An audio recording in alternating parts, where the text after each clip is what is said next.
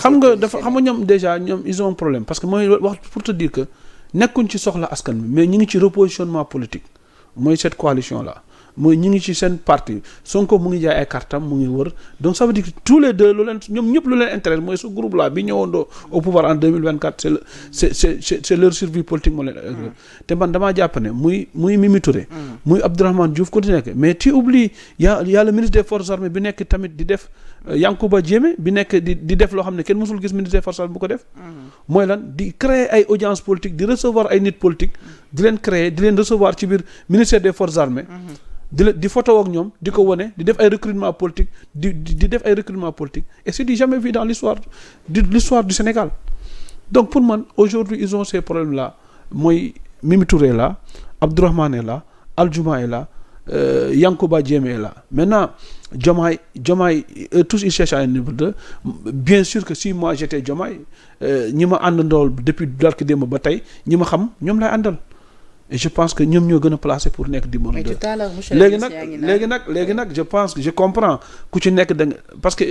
je le dis en toute conscience parce que man par exemple Mimi Touré ñu muy woo pour ñu rejoindre Diomaye du leen wax ne kaay rejoindre Diomaye da lay wone la non kaay nga jàppale man ngay jàppale c'est le discours qui tient que ce soit Mimi Touré que ce soit Abdourahmane Diouf c'est ce discours qui tient mooy kaay nga jàppale ma mais du kaay nga jàppale Diomaye donc ça veut dire que chaque personne muy ñoom Abdourahmane Diouf muy ñoom Yankuba muy Sonko là-bas muy tey le président Diomaye kenn ci ñoom ku ci nekk yaa ngi nekk ses calculs intérêt personnel et maintenant tout ce foofu laa jëm tout ce tintamarre dañuy fàtte le peuple man woo nañ ma jumla ndax woo nañ ma ba tey j'insiste mais man li ma wax sama waxu démb may wax sama waxu tey man pour le respect même des Sénégalais pour le respect des votes des Sénégalais dama gëm ne ce régime pour ces 5 ans là c'est le régime de Pastef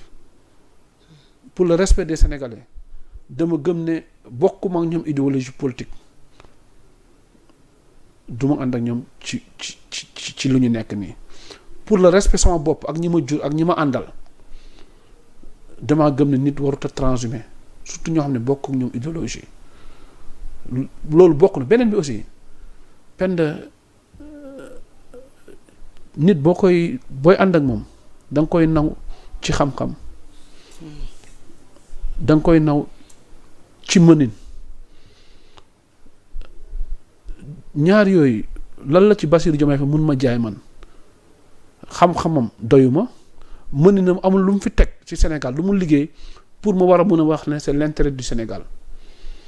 donc mënuma jaay xam-xam amu ko mënin mënu ko donc parce que ça veut dire que kon bu ma nee damay dem ci moom pour wuyu ji ko pour l'intérêt du Sénégal amul lenn lu mu teg lu leer loo xamante ne intéressant donc ça veut dire sama intérêt bopp laa fa def beneen mooy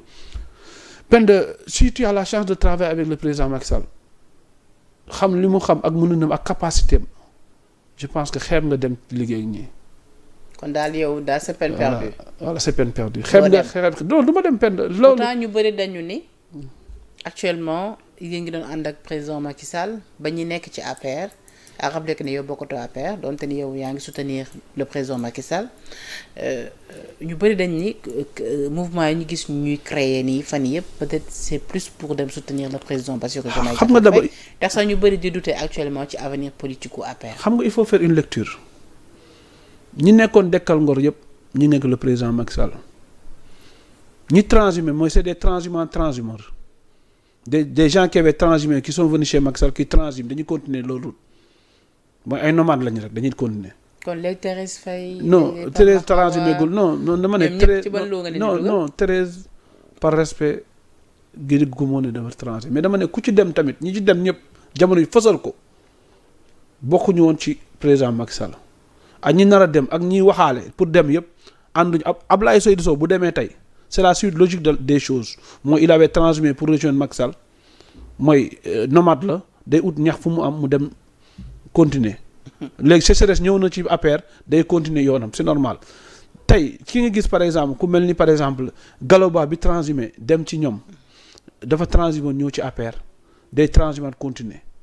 est-ce que comprendre nga ak ñeneen mën nañu lim fi ñoo xamante ne tey dañoo transhumé ñëw ci APR dañoo transhumé continuer beneen bi mooy man Omar Sow il faut que nit ñi comprendre ma tuuti mooy man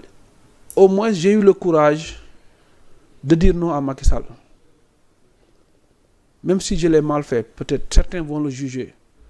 et il y a eu des mots de trop ça je ne dirai jamais que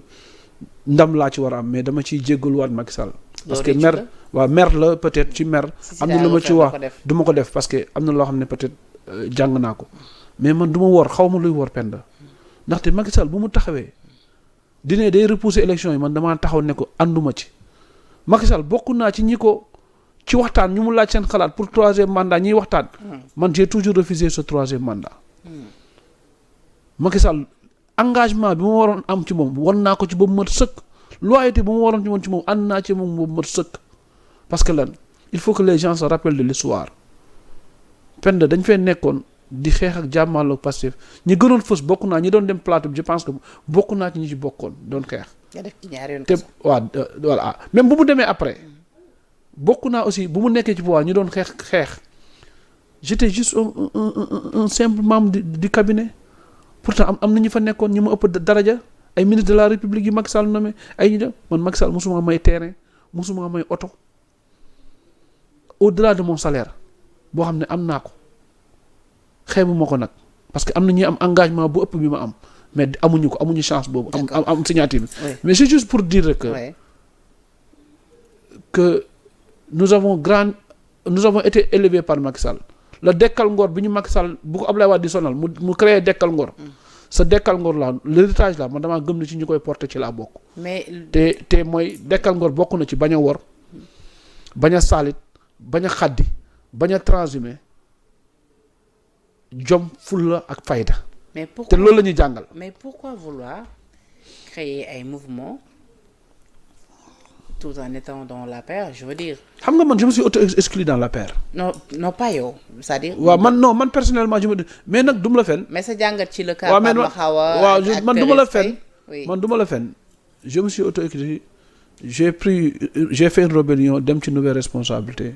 xeex parce que damaa jàppoon ne logique pour logique Amadou Ba laa ànd ak présidentiel moom laa war a ànd ak législative. te damaa jàpp ne Macky Sall moo joxoon ñoon Amadou Ba jusqu'à preuve du contraire. lu ñuy wax nag les bruits du couloir man sama yoon nekk ci donc logique boobu laa ne mais Macky Sall le président Macky Sall bu mu demee man woo nañ ma moom ci boppam woo na ma gisee nañu waxtaan nañu il m'a demandé de revenir pour que ma bokk secrétaire exécutif pour que ma ñëwaat ci APR mais j'ai décliné cette offre parce que dama ko ne ñi bëri ñi nekk ci secrétaire exécutif wala ñu bëri peut-être dañoo bëgg a dundee parti bi mais bëgguñu dundal parti bi man nag Omar Sow bàyyil ma jël sama yoonu bopp ëllëg ci biir boo soxlaa dara man dinaa la jàppale parce que nag comme li ma koy waxee 12 ans Macky Sall lu baax je suis comptable lu bon aussi je suis comptable donc loolu aussi benn. est-ce que kon ñi créé parti yi loolu lañ nekk di def. beneen bi mooy est-ce que raccourci la pour dem coalition. ñi ci non am na ñoo xam ne raccourci la parce que xam lu tax parce que ñi ko nekk di def ñi ci ëpp doole gi ñu koy defee ci Macky Sall lañ ko jëlee. xam nga man doole bu ma koy defee tey ci samay doole bopp laa ko defee à mes fins à mes risques à mes périls non boo déggee mooy doole pen xam lu tax parce que sa doole bopp parce que ñoom ku ci wax lu ci turu Macky Sall kenn du la déglu ku ci demeewul Macky Sall kenn du la déglu parce que lépp lu ñu am Macky Sall moo leen ko jox le président Macky Sall moo leen ko jox mais man bàkkuwuma de mais au moins sama légitimité politique xeex naa ko ba am ko est-ce que tu comprends li mu la wax parce que ça veut dire que les Sénégalais vont dire que même Macky Sall bu mu fiy nekk Omar Sow bu waree wax non day wax non du lu Macky Sall yor bit bi de mais damay xeex mais Macky Sall bu muy dem man fekk nañ man nekkatuma ci kër gi mais am na ñoo xam ne ils le font parce que ils ont envie de partir ils savent pas comment partir mais ndax ak léegi nag il faut respecter le choix de chacun la liberté de chacun ci loolu maa ngi saluer gis naa Amadou Ba am na benn projet de loi bu ñu bëgg a dugal pour que élu local maire bu nekk boo transhumé tu perds ton mandat de maire et c'est normal ànd nga ci loolu ànd naa ci loolu c'est pour lutter contre la transhumance et c'est pour lutter contre ça kon dans ce cas là ndax lu ni mel dañ koy appliquer ci maire yi dem composer parti Kiraay